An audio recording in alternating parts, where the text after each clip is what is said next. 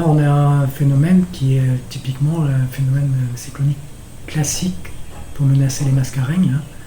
C'est-à-dire un système qui arrive par le nord-est, qui va passer donc, demain au voisinage de l'archipel de Saint-Mandon. 90% des phénomènes qui menacent la Réunion Maurice passent par ce secteur-là.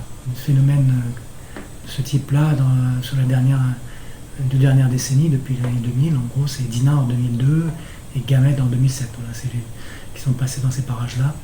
Le dernier phénomène qu'on a eu était un peu atypique, soit Fakir ou Béjiza en 2014, ils arrivaient par le nord-nord-ouest, donc il n'y a pas une configuration habituelle.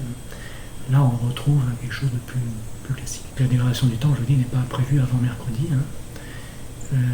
Donc après, ce qui va être important de surveiller, donc effectivement, c'est l'évolution de la trajectoire. Pour l'instant, le système est encore à bonne distance, à peu près 400 km au nord de Rodrigue, et se dirige vers l'archipel de Saint-Mandon. La trajectoire devrait incurver, ce qui est prévu en tous les cas, plus ouest-sud-ouest, donc la rapprocher un peu plus directement de Maurice dans un premier temps, puis de la Réunion.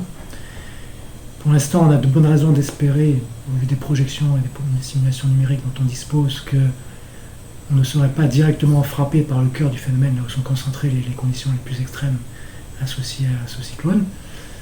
On ne serait qu'effleuré par la partie vraiment active, mais bon, c'est une prévision qui est pendant 3 jours, donc il y a encore une marge d'incertitude sur la prévision de trajectoire, donc ça reste à surveiller de très près, surtout compte tenu de la puissance du phénomène, qui pour l'instant n'est qu'un simple cyclone tropical, mais qui a le potentiel pour se développer davantage quand il sera à proximité de nos côtes.